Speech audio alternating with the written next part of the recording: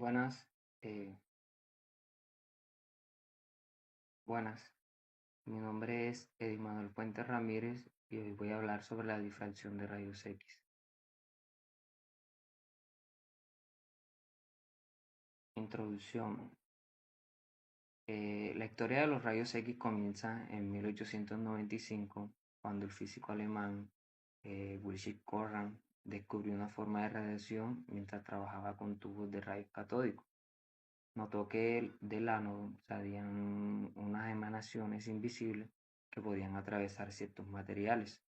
Estos rayos hoy los conocemos como rayos X, no se pueden ver a simple vista y tienen la capacidad de atravesar casi todas las sustancias, exceptuando materiales como el plomo, que estos los bloquean con la mayor eficacia. Eh, una de sus características más importantes es que se propagan en línea recta y no se desvían al pasar por campos eléctricos o magnéticos.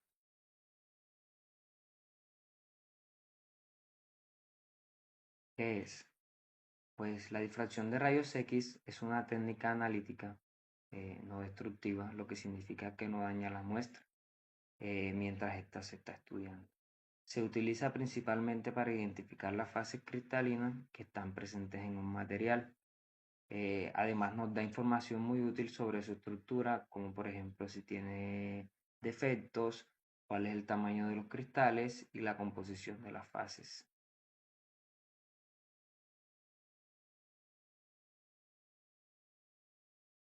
La difracción en un cristal puede producirse por dos efectos.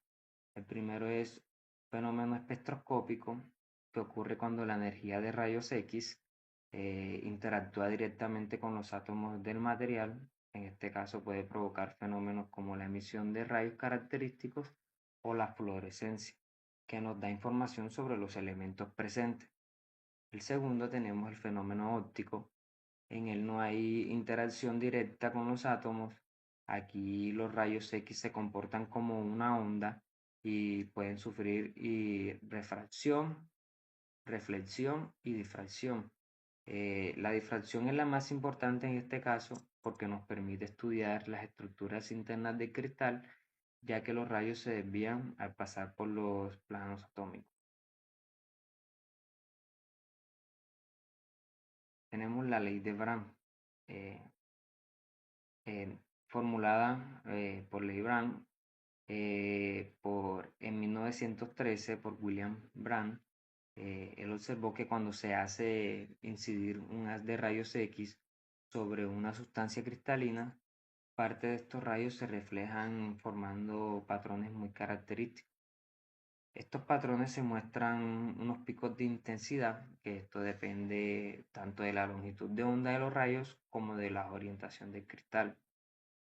Este fenómeno ocurre debido a la interferencia entre los rayos X reflejados.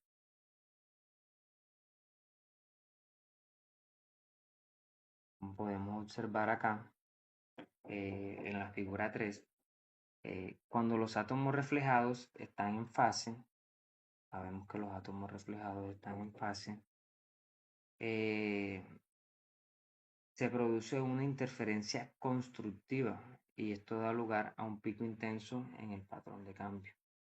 Acá vemos la interferencia constructiva que se va haciendo y esto da lugar a los picos.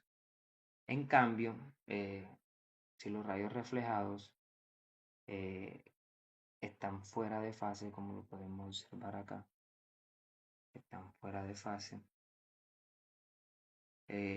ocurre una interferencia destructiva y se observa una señal y no se observa señal en esa dirección, como lo vemos.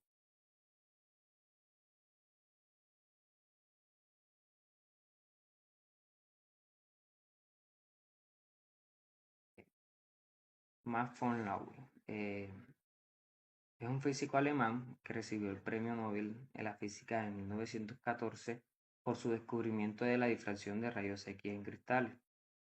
Su trabajo fue fundamental porque pudo demostrar que los cristales podían actuar con una especie de rejilla tridimensional para los rayos X.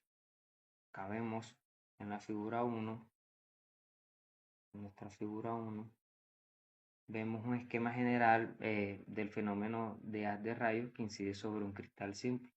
Acá vemos el haz de rayos que está incidiendo sobre un cristal simple.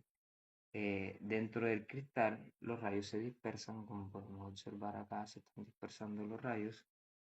Al interactuar con los átomos empieza la dispersión. Esto genera interferencias que son detectadas con un patrón de difracción. Este patrón nos da información sobre las estructuras internas del cristal. Ya lo vemos. Acá en la figura 2 lo podemos observar de mejor manera el diagrama de Lowell, que representa cómo se distribuyen estos rayos en la dispersión de las direcciones, ¿cierto? Este tipo de análisis fue el primer paso para entender cómo están organizados los átomos dentro de un material sólido y marcó el inicio de la criptografía moderna.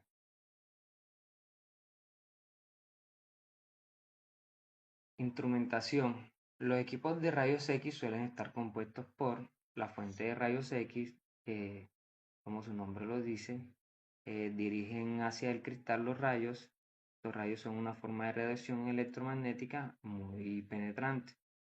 El ganiómetro es un dispositivo que mide con precisión los ángulos en los que los rayos X son difractados por el cristal. Y el detector, que son pues lo que permite obtener un patrón que si analizamos se revela su estructura tridimensional de cristal. También vemos la intensidad de los rayos X difractados.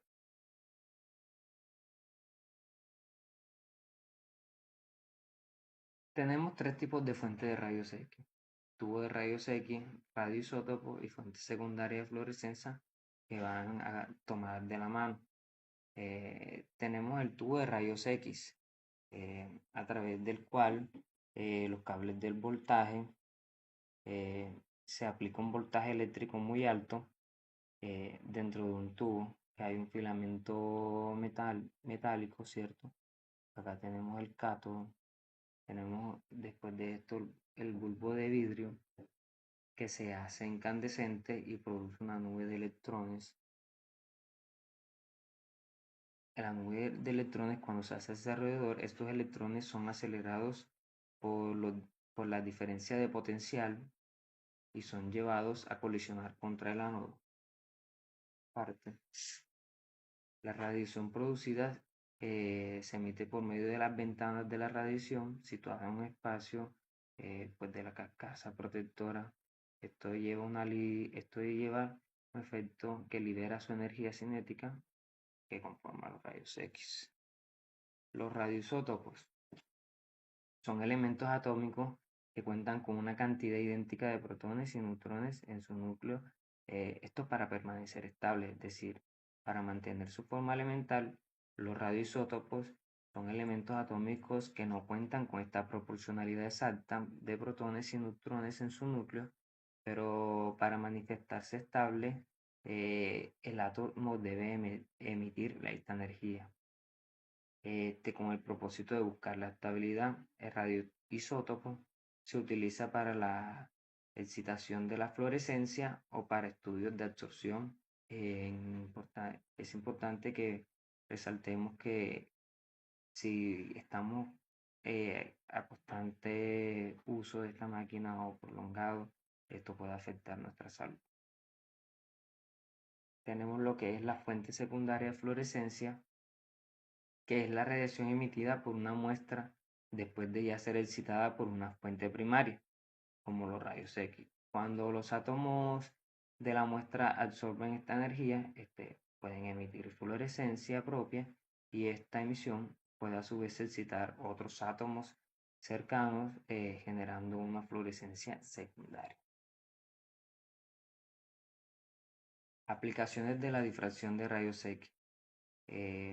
Primero se usa en el análisis instrumental cristalográfico, es decir, para determinar la estructura exacta de materiales cristalinos y calcular las dimensiones de su celda, que son las unidades básicas que se repiten en cristal. También se permite hacer una determinación cuantitativa de las fases materiales que tienen varias fases o componentes mezclados. Además, mediante el refinamiento de todo el patrón de difracción, se puede obtener información pues aún más precisa sobre las fases presentes y sus cantidades. Un ejemplo muy famoso sobre esto sería el uso de la difracción de rayos X en la determinación de la estructura del ADN, que como bien esto permitió conocer su forma helicoidal y esto fue un descubrimiento fundamental para la biología.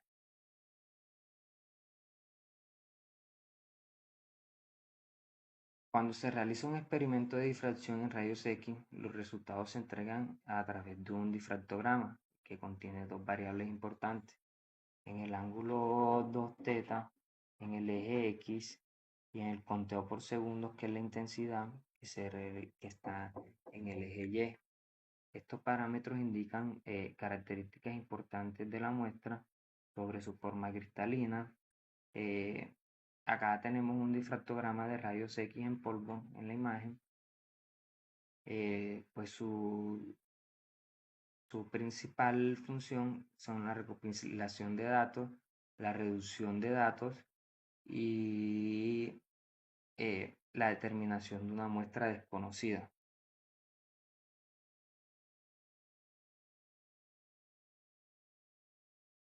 Acá tenemos la difracción de rayos X en polisacáridos. Es una técnica analítica utilizada para estudiar estructuras internas de materiales cristalinos.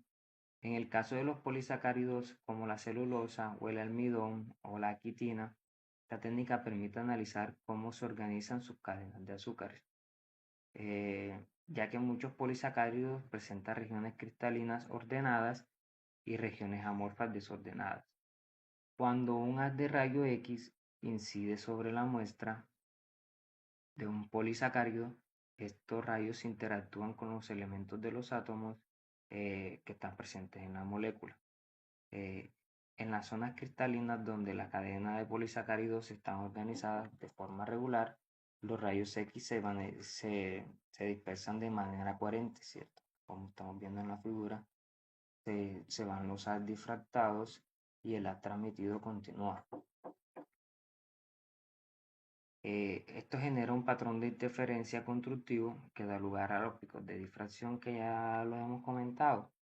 En cambio, pues en las regiones amorfas, los rayos X se dispersan en múltiples direcciones sin un patrón definido. Esto genera un fondo de difusión en el espectro. Las muestras, como las vemos acá, tenemos los portamuestras correspondientes. Acá se puede ser una roca sedimentada, un mineral u otros materiales que se puedan fragmentar, posteriormente molidos y finalmente en una malla para facilitar la exposición, que queden completamente compactos en toda la malla para que la lectura sea de la mejor manera.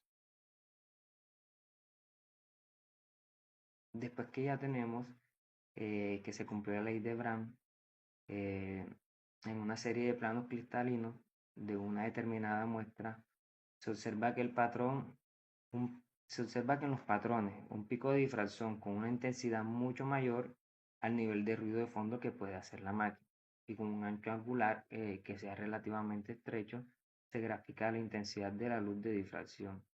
Acá en esta disposición observamos el patrón de dispersión en polvos en cloruro de sodio.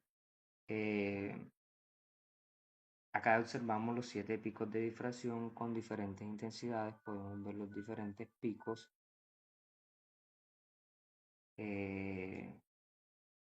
Pues el pico más intenso se encuentra en la posición angular aproximadamente de 32, como lo podemos ver acá. Esto se mide en grados y corresponde a un valor determinado del índice de HKL.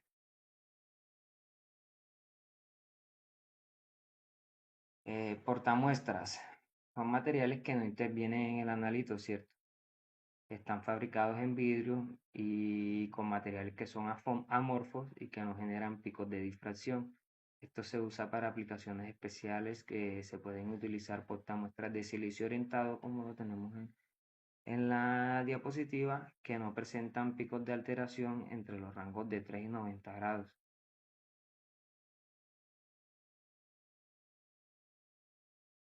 Tenemos los parámetros experimentales, que son los diferentes patrones de difracción, que son como la potencia en el tubo de rayos X, que se utiliza a 40 kilovoltios y 30 miliamperios por general, pues a mayor potencia, mayor intensidad de los rayos. Y también tenemos el intervalo angular, que debe ser lo suficientemente amplio para determinar la mayor cantidad posible de picos que se hicieron en la difracción. Un rango de esto sería entre 5 a 75 grados. También tenemos el tamaño con una serie de pasos que se realizan en el goniómetro. Un tamaño de paso adecuado para esto podría ser 0,2 grados de menor tamaño de paso.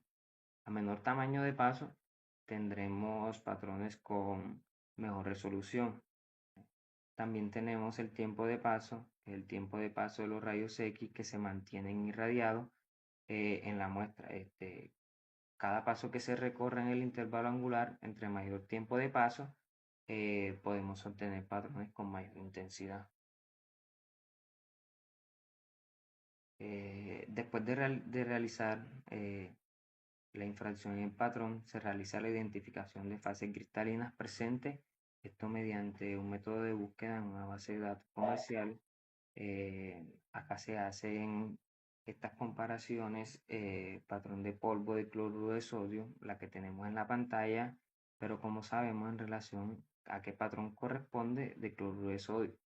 La identificación de estas se realizan por comparación de exactogramas de las muestras obtenidas en el experimento entre, entre contrapatrones registrados en la base de datos. Acá tenemos el estándar que lo comparamos con el anterior.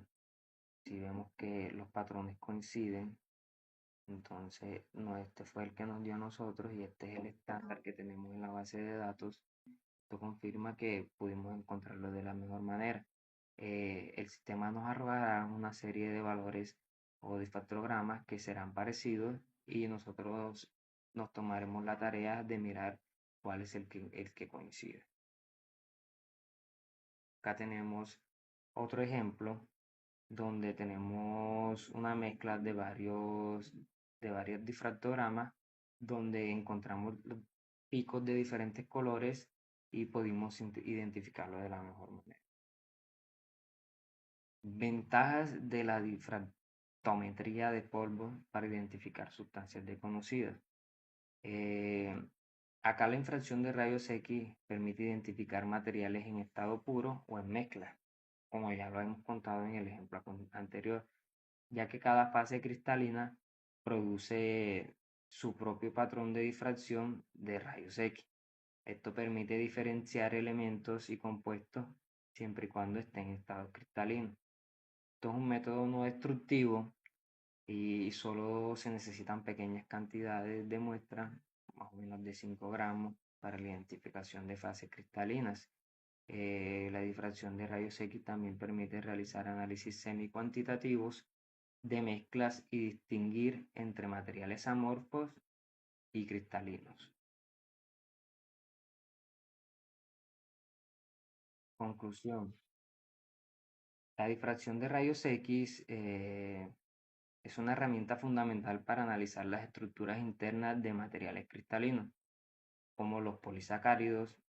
Gracias a estas técnicas es posible entender cómo se organizan las cadenas de azúcares en regiones cristalinas y amorfas, lo cual influye directamente en las propiedades físicas y químicas del material. Esta capacidad de caracterización es clave en muchos campos, especialmente en la nanotecnología, que hoy en día impulsa gran parte de la innovación tecnológica.